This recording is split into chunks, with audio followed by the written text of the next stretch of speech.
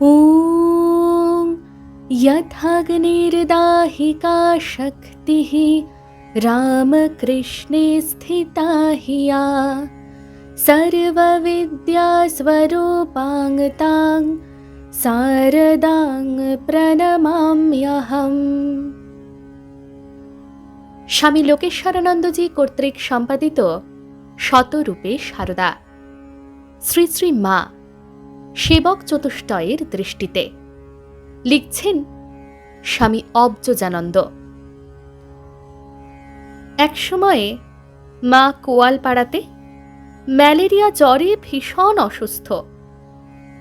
পিত্তের প্রবল প্রকোপে শরীরে অসহ্য জ্বালা, যন্ত্রণায় ছটফট করিতেছেন।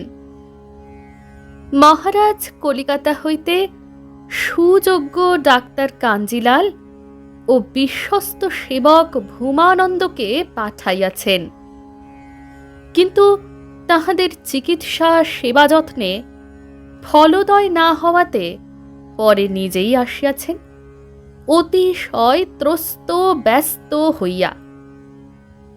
কন্যা দেহের জ্বালায় অস্থির। ঠান্ডা করো, ঠান্ডা করো বলিতেছেন। চিকিৎসক সেবকের চেষ্টা বিফল। স্নেহময় পিতা বিছানার পাশে দাঁড়াইয়া বিষণ্ণ বদনে, কাতর নয়নে, বিদীর্ণ হৃদয়ে প্রত্যক্ষ করিতেছেন স্নেহ পুতলী কন্যার মর্মান্তিক যন্ত্রণা। আর তো দুহিতা পিতার গায়ে হাত দিলেন।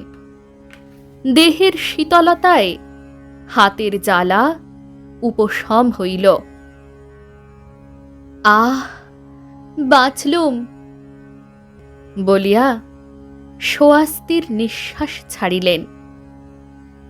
পিতার প্রাণ উৎফুল্ল হইল। ভরসা পাইয়া তাড়াতাড়ি গায়ের জামা খুলিয়া ফেলিলেন, আরও কাছে গিয়া বসিলেন। অম্বিকা তাহার লম্বোদরের স্নিগ্ধ উদর স্পর্শ করিয়াই হোক, অথবা হৈমবতীর ন্যায় পিতা হিমালয়ের দেহের শীতল স্পর্শেই হোক, স্বস্তি শান্তি পাইলেন। দারুণ জ্বালার উপশম হইল। বাবা মেয়ে দুজনেরই প্রাণ ঠান্ডা। শেষ অসুখের সময় ভুগে ভুগে মায়ের অবস্থা তখন এমন যে কখনো কখনো পথ্যাদি গ্রহণ করতে চাইতেন না। ওষুধ সেবনেও ঘোর আপত্তি করতেন। এমন অবস্থাতেও সন্তান শারদানন্দের কথা কিন্তু কোনো মতেই প্রত্যাখ্যান করতেন না। তখন যেন তিনি একটি পিতৃ স্নেহাকাঙ্ক্ষিনী বালিকা মাত্র। একদিনের চিত্র। রাত্রি 12টা। কিছুই খাবেন না মা। শিশুর মতো সেবিকার বিরুদ্ধে অনুযোগ। আমি খাবো না, তোর একই কথা। মা, খাও আর বগলে কাঠি লাগাও।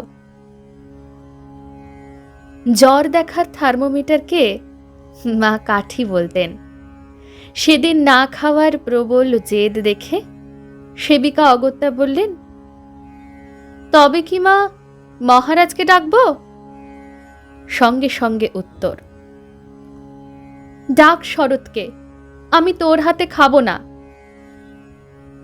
সন্তান শারদানন্দ এলেই তার হাত দুখানি ধরে আদরিনী কন্যার মতো মা নালিশ জানালেন, একটু হাত বুলিয়ে দাও তো বাবা। দেখো না বাবা, এরা আমাকে কত বিরক্ত করছে। খালি খাও খাও এদের রব, আর জানে খালি বগলে কাঠি দিতে। তুমি ওকে বলে দাও যেন বিরক্ত না করে। মেয়ের নালিশ শুনে কন্যাবৎসল পিতা অমনি সস্নেহে বলেন, না মা, ওরা আর আপনাকে বিরক্ত করবে না।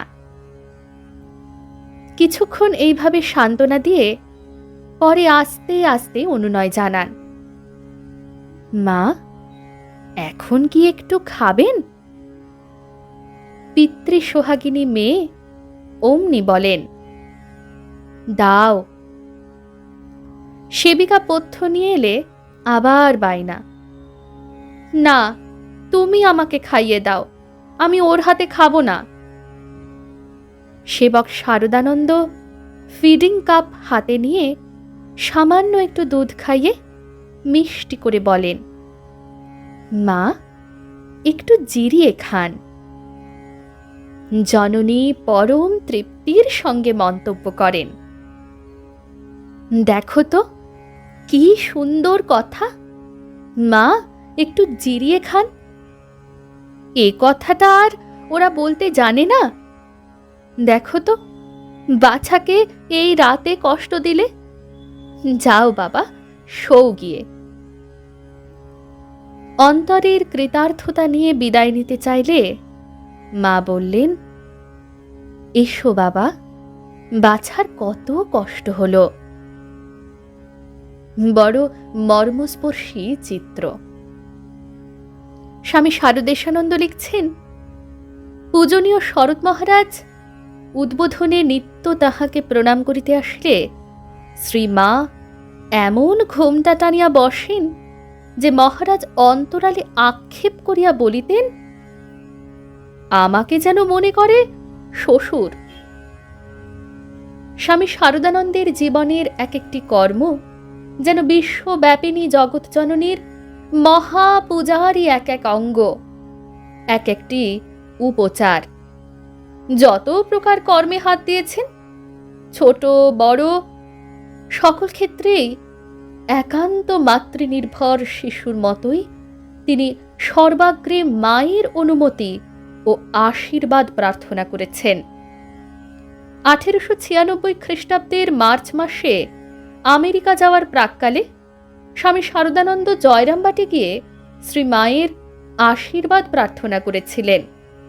শ্রী মা তাকে আশীর্বাদ করে বলেছিলেন,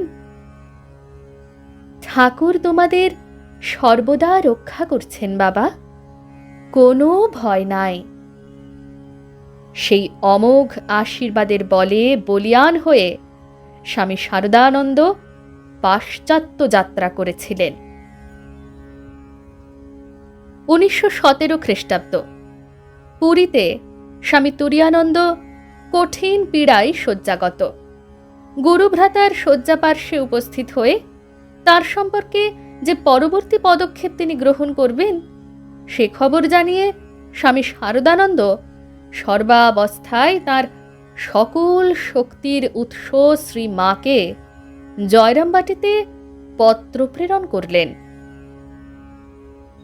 পরমারাধ্যা শ্রী শ্রী মাতা ঠাকুরানী শ্রীচরণ কমলেশু, মা, আমার অসংখ্য অসংখ্য সাষ্টাঙ্গ প্রণাম জানিবেন। গত মঙ্গলবার আমি ও সান্যাল কলিকাতা হইতে রওনা হইয়া বুধবার প্রাতে এখানে পৌঁছিয়াছি। এখানে আসিবার কারণ হরি মহারাজের কঠিন পীড়া।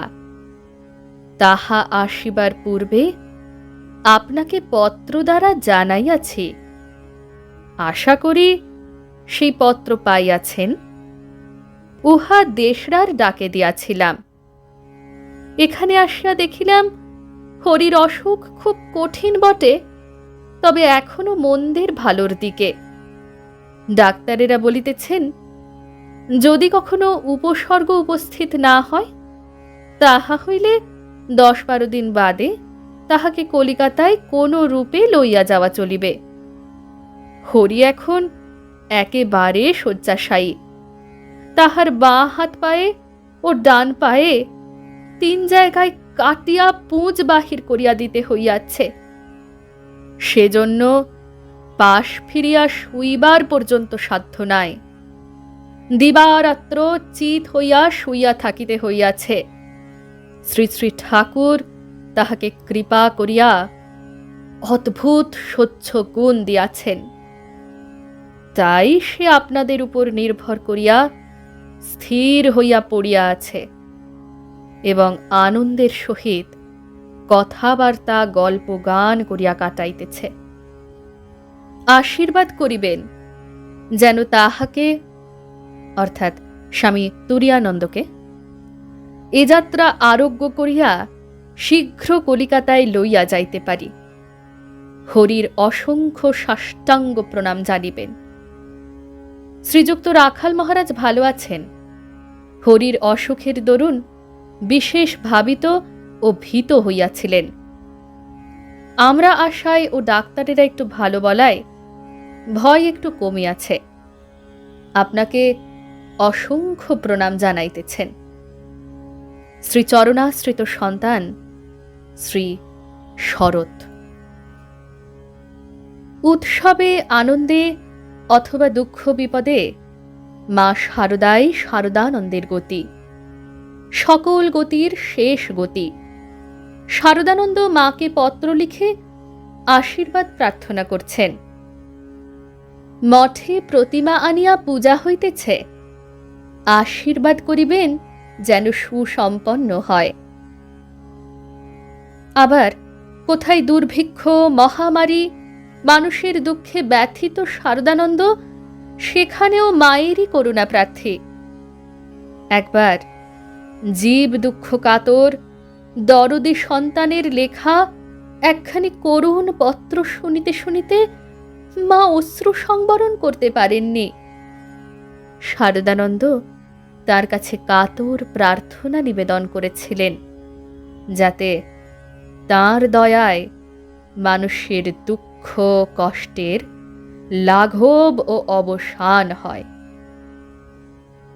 অশ্রুপূর্ণ লোচনে আবেগ উচ্ছ্বসিত কণ্ঠে মা ওই প্রার্থনার উত্তরে তক্ষুনি বলেছিলেন, লোকের দুঃখ কষ্ট আর দেখতে পারি না, ঠাকুর তাদের সকল দুঃখ জ্বালার অবসান করো। জননীং শারদাং দেবীং রামকৃষ্ণং জগদ্গুরুং পাদপদ্মে তয়ো শ্রিত্বা প্রণমামি মুহুর্মুহুঃ। জয় মা।